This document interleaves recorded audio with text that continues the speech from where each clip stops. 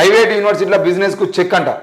ఇష్టారీతిన అడ్మిషన్లపై ఆంక్షలు, వచ్చే academic year నుంచి రిజర్వేషన్లు, బడ్జెట్ సెషన్లో చట్ట సవరణ బిల్లు, ఫీజుల నియంత్రణ కోసం కమిటీ, వివాదాల్లో అనురాగ్ మల్లారెడ్డి విశ్వవిద్యాలయాలు, అసైన్డ్ భూములను ఆక్రమించినట్టు ఆరోపణలు, దర్యాప్తు అనంతరం స్వాధీనం చేసుకునే ఆలోచనలో ప్రభుత్వం. మొత్తానికైతే ప్రైవేట్ యూనివర్సిటీలకు సంబంధించిన విషయంలో ప్రైవేట్ యూనివర్సిటీల బిల్లును తీసుకురావడమే బీఆర్ఎస్ ప్రభుత్వం చేసినటువంటి పెద్ద తప్పు. ఎందుకనంటే ఈ రాష్ట్రంలో అత్యంత గొప్పగా ఉన్నటువంటి ఉస్మానియా యూనివర్సిటీ కానీ, కాకతీయ యూనివర్సిటీ కానీ, లేదంటే రాష్ట్ర వ్యాప్తంగా ఉన్నటువంటి మహాత్మా గాంధీ, పాలమూరు, ఇవన్నీ శాతవాహన యూనివర్సిటీ లాంటి యూనివర్సిటీలను పటిష్టం చేసి అందులో విద్యా వ్యవస్థను అంటే విద్యార్థులు ఎక్కువ మంది చదువుకోవడానికి, అలాగే అడ్మిషన్లు గొప్పగా రావడానికి వీటన్నిటి కోసం ఎలాంటి ప్రయత్నం చేయకుండా, కనీసం అసిస్టెంట్ ప్రొఫెసర్ల ఉద్యోగాలు కానీ, ప్రొఫెసర్ల ఉద్యోగాలను భర్తీ చేయకుండా, ఈరోజు వీసీలను కూడా సరైన క్రమంలో సరైన రీతిలో నిర్మాణం చేయకుండా వీళ్ళందరి విషయంలో పక్క జరిగి కేవలం ఆ ప్రైవేట్ యూనివర్సిటీలను గొప్పగా తీసుకురావడం కోసం ప్రైవేట్ యూనివర్సిటీలో ముఖ్యంగా వాళ్ళ మల్లారెడ్డి సంబంధించిన విషయంలో కానీ, పల్లా రాజేశ్వరరెడ్డి సంబంధించిన విషయంలో కానీ వాళ్ళందరికీ కావాల్సిన కాలేజీలు ఏవైతే ఉన్నాయో వాటన్నిటిని యూనివర్సిటీలుగా మార్చేటువంటి ప్రయత్నం అయితే బీఆర్ఎస్ ప్రభుత్వం చేసింది. మరి ఆ బీఆర్ఎస్ ప్రభుత్వం ప్రైవేట్ యూనివర్సిటీలను తీసుకొచ్చినప్పుడు ఆ యూనివర్సిటీలో అక్రమ ఫీజులు పెట్టి ఇబ్బంది పెట్టే అవకాశం ఉంటే తప్పకుండా దళితులకు సంబంధించిన విషయంలో కానీ, రిజర్వేషన్లకు సంబంధించిన విషయంలో కానీ వాళ్ళందరికీ రిజర్వేషన్ కల్పించాల్సిన అవసరం ఉందని చెప్పేసి ఎంతోమంది విద్యార్థి సంఘాలు కానీ, మేధావులు కానీ వాళ్ళందరూ రోడ్లెక్కి ధర్నాలు రాస్తారోకలు చేసినప్పటికీ కూడా ప్రభుత్వం వాళ్ళ మీద కేసులు పెట్టింది తప్ప రిజర్వేషన్లకు సంబంధించిన విషయంలో, ప్రైవేట్ యూనివర్సిటీల బిల్లులకు సంబంధించిన విషయంలో వెనక్కి తగ్గడానికి ప్రయత్నం చేయలేదు. మరి ఈరోజు కాంగ్రెస్ ప్రభుత్వం వచ్చిన తర్వాత ప్రైవేట్ యూనివర్సిటీల బిజినెస్కు చెక్ పెడతామని అంటున్నారు. మరి ఇది వార్తల వరకే పరిమితం అవుతుందా, లేదంటే దీన్ని కూడా ముందు తీసుకుపెట్టడం ఆలోచన ఏమైనా చేస్తారా? రాష్ట్రంలో ప్రైవేట్ యూనివర్సిటీల పేరుతో జరిపే వ్యాపారానికి ఫుల్ స్టాప్ పెట్టేందుకు ప్రభుత్వం ప్లాన్ చేస్తున్నది. ఇందుకు సంబంధించి చట్టాన్ని సైతం సవరించాలని భావిస్తున్నది. మరోవైపు వచ్చే అకాడమిక్ ఇయర్ నుంచి రిజర్వేషన్లను అమలు చేసేందుకు కసరత్తు ప్రారంభించింది. ఇష్టారీతిన ఫీజులు వసూలు చేయకుండా వాటి నియంత్రణకు సైతం ఓ కమిటీని ఏర్పాటు చేయాలని ప్రభుత్వం భావిస్తుందని అయితే చెబుతున్నారు. మరి నిజంగానే ఒకవేళ ప్రైవేట్ యూనివర్సిటీలకు సంబంధించిన విషయంలో, ఆ బిల్లులకు సంబంధించిన విషయంలో, వాళ్ళు పెట్టేటువంటి ఫీజులకు సంబంధించిన విషయంలో ఒకవేళ కనుక ప్రభుత్వం జోక్యం చేసుకొని అందులో కనుక ఆ ఫీజులకు సంబంధించిన విషయంలో కనుక ఒకవేళ వీళ్ళు తప్పకుండా నియంత్రణ కనుక చేస్తే ఎక్కువ మంది విద్యార్థులు చదువుకునే అవకాశాలు ఉంటాయి. ఈరోజు ప్రైవేట్ యూనివర్సిటీలు అనేవి అనురాగ్ యూనివర్సిటీ కానీ, మల్లారెడ్డి యూనివర్సిటీ కానీ వీళ్ళందరూ చేస్తున్నది అంటే వాళ్ళకు నచ్చినంత ఫీజు. ఈరోజు బయట ఉస్మానియా యూనివర్సిటీ లాంటి యూనివర్సిటీ ఒకవేళ ఫీజును కనుక కన్ఫర్మ్ చేసింటే ఆ ఫీజు 3,000 రూపాయలు ఉండంటే వీళ్ళు 30,000 రూపాయలు పెట్టుకున్నా అడిగే వాళ్ళు ఎవరు లేరు. బయట 30,000, 40,000 దొరుకుతున్నటువంటి కోర్సుల్ని వీళ్ళు లక్షలలో డిమాండ్ చేస్తూ ఉన్నారు.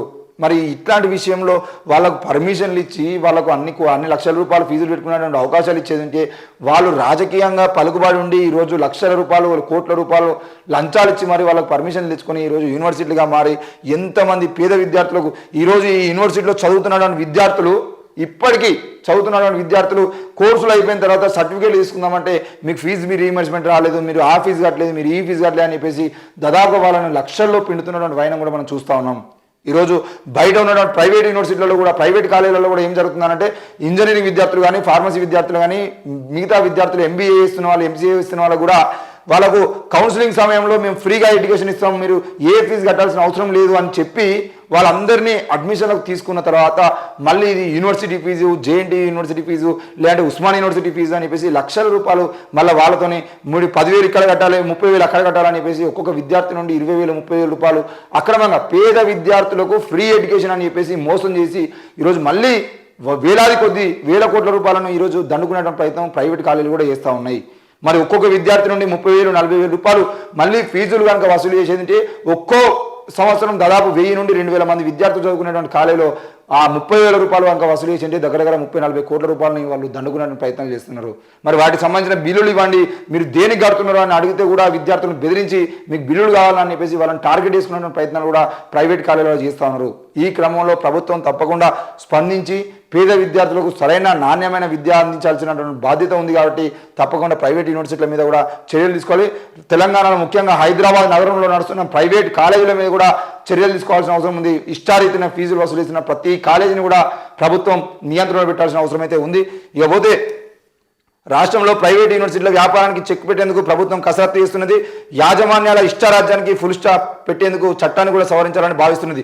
వచ్చే అకాడమిక్ ఇయర్ రిజర్వేషన్లు అమలు చేయడంతో పాటు ఫీజుల నియంత్రణ కోసం కమిటీ ఏర్పాటు చేయాలని ప్లాన్ చేస్తున్నది. మరి అనురాగ్ యూనివర్సిటీ, మల్లారెడ్డి యూనివర్సిటీలపై చర్యలు తీసుకుంటాయా లేవా? బీఆర్ఎస్ ఎమ్మెల్యేలకు చెందిన అనురాగ్ మల్లారెడ్డి వర్సిటీలో ప్రభుత్వ భూములు ఉన్నట్టు చాలా కాలంగా ఆరోపణలు ఉన్నాయి. వర్సిటీ ఆధీనంలో ప్రభుత్వ అసైన్డ్ భూములు ఉన్నట్టు తాజాగా రెవెన్యూ శాఖ ప్రభుత్వానికి రిపోర్ట్ ఇచ్చినట్లు తెలిసింది.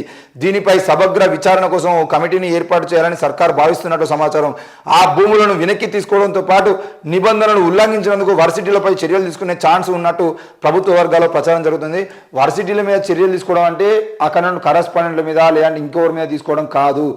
వీలైనంత వరకు ప్రభుత్వ భూముల్ని అక్రమంగా దారాదత్తం చేసినటువంటి వ్యక్తుల మీద, అలాగే ప్రభుత్వ భూముల్ని కబ్జా చేసినటువంటి కేసులో ఆ అనురాగ్ యూనివర్సిటీని, మల్లారెడ్డి యూనివర్సిటీని తప్పకుండా మూసివేసేటువంటి ప్రయత్నం కూడా చేయాల్సిన అవసరం ఉంది.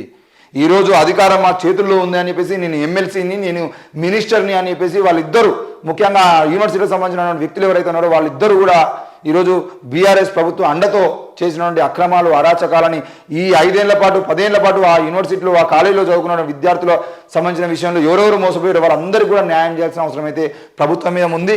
మరి ఈరోజు ఆ ప్రభుత్వం, ముఖ్యంగా బీఆర్ఎస్ ప్రభుత్వం ఉన్నప్పుడు వాళ్ళు ఏ విధంగా అయితే భూములను లాక్కున్నారో తప్పకుండా అప్పుడు పర్మిషన్ ఉన్నాయని చెప్పేసి వాళ్ళ ప్రభుత్వం ఉందని చెప్పేసి ఆ అక్రమాలు పాల్పడ్డారు. కాబట్టి మరి ఆ అక్రమాలను బయట తీస్తానని మాట ఇచ్చినటువంటి ముఖ్యంగా రేవంత్ రెడ్డి తప్పకుండా వాటన్నింటిని బయట తీయాల్సిన అవసరం ఉంది.